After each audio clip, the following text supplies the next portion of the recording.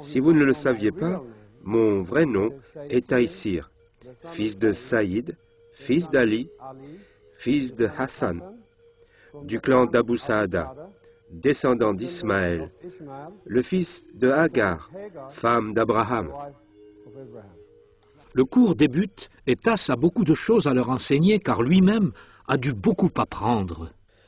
J'ai appris à connaître les Juifs, que j'ai détesté toute ma vie avec ferveur, au point de les pourchasser pour les tuer.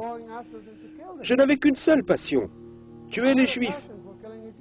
Dieu soit loué, car il m'a délivré de tout ça. Ça s'est passé durant la prière. Tout d'un coup, je me suis entendu prier pour le peuple juif. Cela me tenait à cœur de prier d'abord pour eux, avant de prier pour mon peuple. J'étais abasourdi. Je me suis entendu prier, « Seigneur, bénis tes élus et ramène-les en terre promise. » Quand je m'entendis dire ça, je voulus fermer ma bouche à l'aide de ma main, mais je ne pus le faire, car tout ça bouillonnait en moi.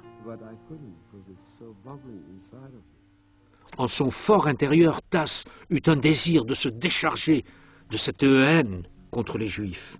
Et Jésus lui apprit comment faire. Sur la croix, il était en train de mourir. Et il dit, « Père, pardonne-leur, car ils ne savent pas ce qu'ils font. »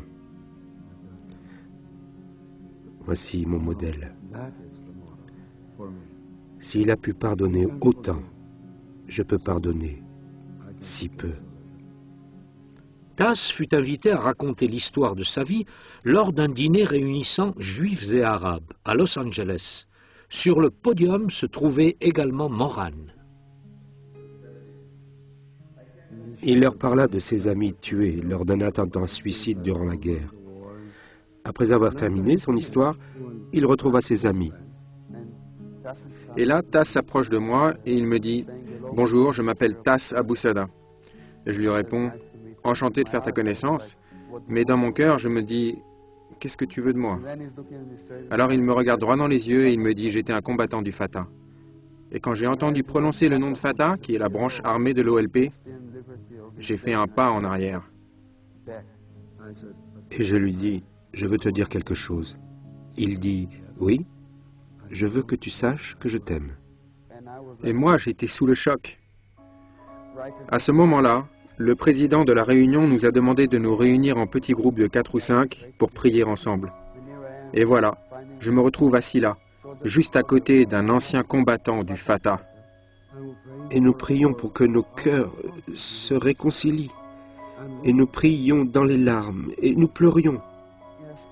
Il m'a demandé de lui pardonner, au nom des siens, pour mes amis qui étaient morts. Je lui ai demandé de me pardonner pour ma colère et ma haine envers les Arabes, et de ne pas pouvoir aimer les Arabes ou faire confiance aux Arabes. Ce que Dieu a fait à ce moment-là, il a soulevé ce fardeau qui pesait sur mes épaules. Et il m'a donné l'amour. Il m'a donné tellement d'amour. Et il lui donna également un frère. Je serai prêt à donner ma vie pour l'âme d'un juif. D'accord?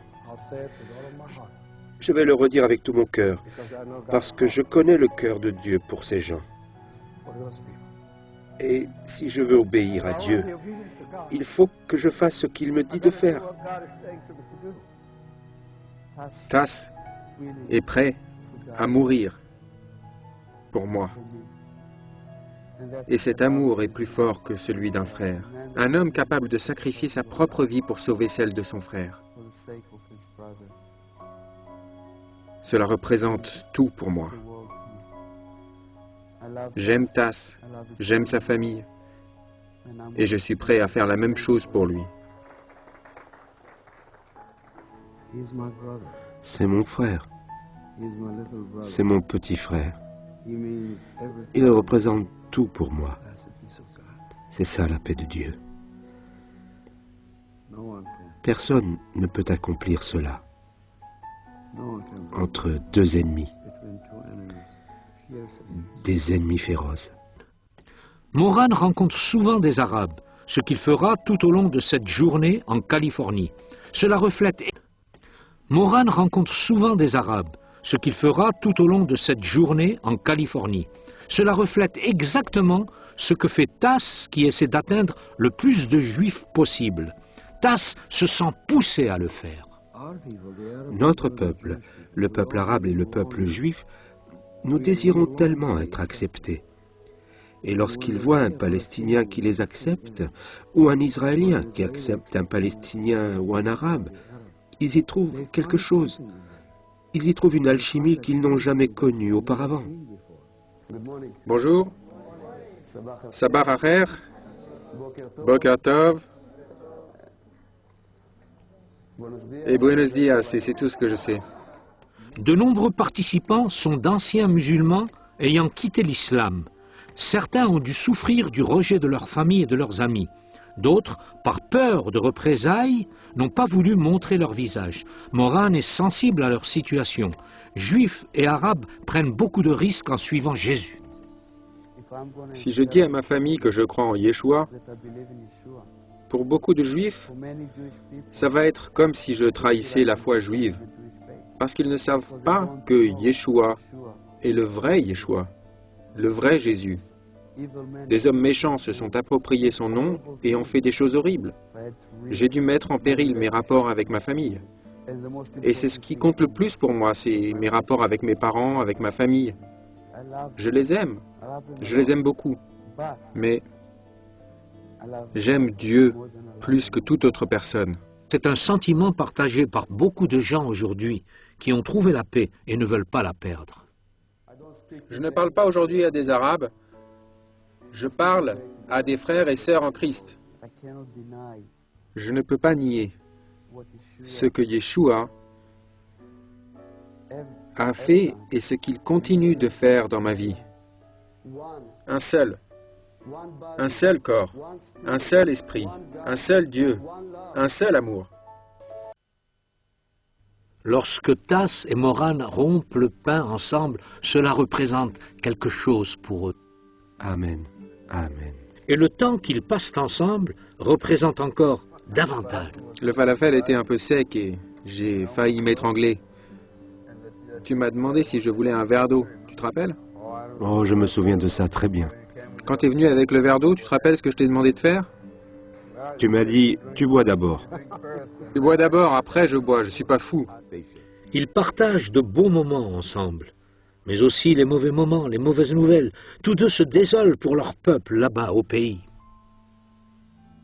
J'ai de l'espoir. Je ne regarde pas les actions humaines que font les gens. Je place Yeshua au centre de ma vie et c'est là où je trouve de l'espoir. Et voilà le message qu'il apporte aux Israéliens quand il revient au pays. Moran dit que la paix qu'il reçoit de la part de Dieu est comme l'amour qu'il éprouve pour Tass. Fort, fraternel, Tass est d'accord. Les tractations entre politiciens n'apportent qu'une solution passagère.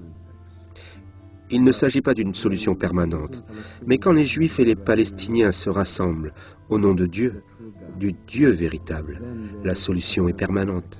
Il y a alors une vraie paix.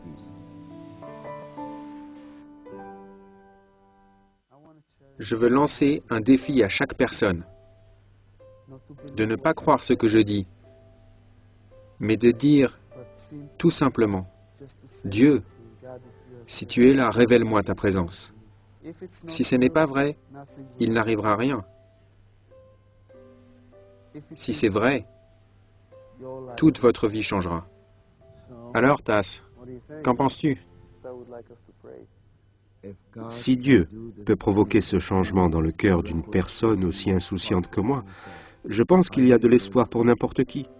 Et il ne s'agit pas uniquement du conflit au Moyen-Orient, mais du conflit au sein de sa propre vie.